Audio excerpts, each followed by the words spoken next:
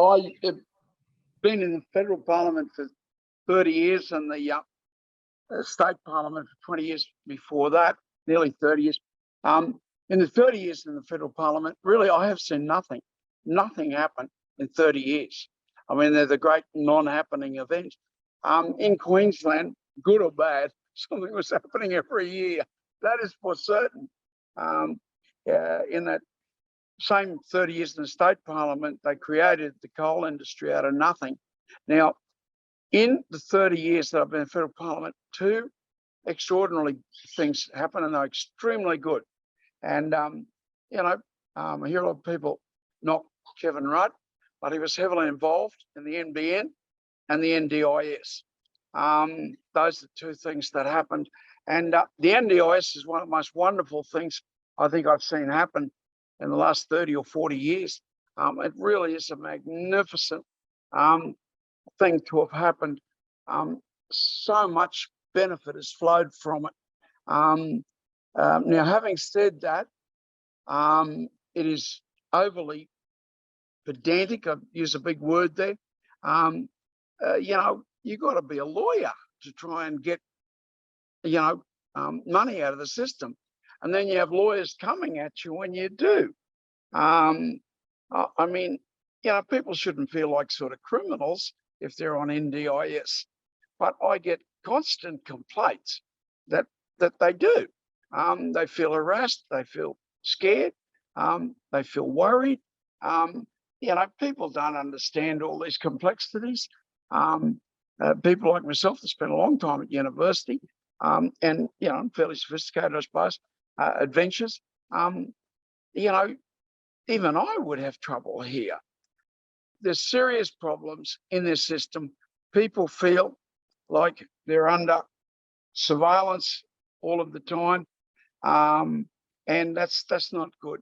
In the big upheavals, the cyclones, and that, I was still in the party room in those days, and I said to the Prime Minister at the time, I mean, look, please. I mean, people hate us after these events because we want all the T's dotted and I's crossed and whatever. And we end up being hated at the end of these things when we parcel out maybe $5 or $1,000 million. And so it's the same here. Now, the other just comment I want to go before we go, there will be more money required here.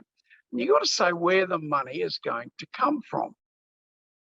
I feel very strongly, and I think that if my party can get another seat, if maybe another 2 seats, but if we can get another seat, we're very powerful on the crossbench, and the crossbench will be very powerful. I can't see the cards falling any other way. Now, if we do have that power and influence, we are very, very strong for a 5% tax on imports. I mean, if you want to buy something from China, well, you pay 5% more for it.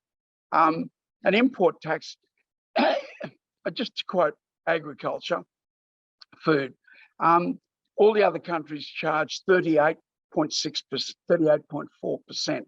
Australia charges 5.6%. That's support levels, which is sort of subsidies, tariffs, protection, whatever. I think we're out of step with the rest of the world. 5% is not going to make any difference to anything, except it'll give $20,000 or $30,000 million a year to help out in these areas. And the other one is gas. The ALP and LNP sold our gas, all of our gas, for 6 cents a unit. So Qatar produces the same amount of gas as we do.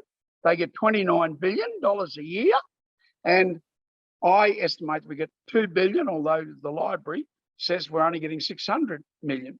So Qatar gets 29 billion, Australia gets 600 million. We both sell the same amount of gas.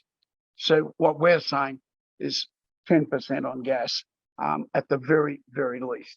So we're not saying extra money. We're going to tell you where we're going to get it from.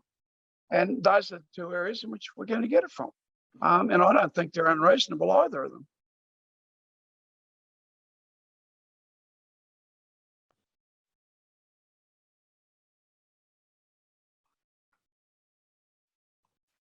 So, Bob, is that take us to the end of your presentation? Yeah, the only other thing I'd mention is I'm in Cloncurry, and my hometown, you know, family lived here, I don't know, for 110 or maybe a lot longer, I don't know. But Dame Mary Gilmore and $10 notes buried here, and she's great aunt of Scott Morrison, actually. And but in these little towns, you know, their service is pretty negligible, and that's something that needs to be addressed. Well, that's going to cost money, and you've got to say where you're going to get the money from.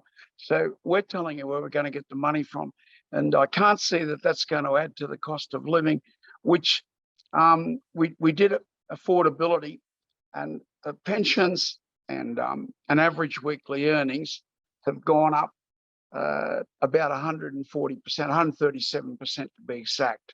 So average weekly earnings of pension gone up 137%. Food's gone up 220%. Medical insurance has gone up 400%. Electricity charges have gone up 400%. Motor vehicles have gone up 800%. Housing has gone up 500%. So when the cost of living, affordability has gone up like 400%, and yet your incomes have only gone up 140%. That's average weekly earnings. That includes miners. And heaven only knows we're being driven down in our wage structure. Our unions, my union, we've got to get more aggressive. So that's what I want to say. Thank you very much. Very great honour to be there. And I'll stick around if anyone wants to ask me questions.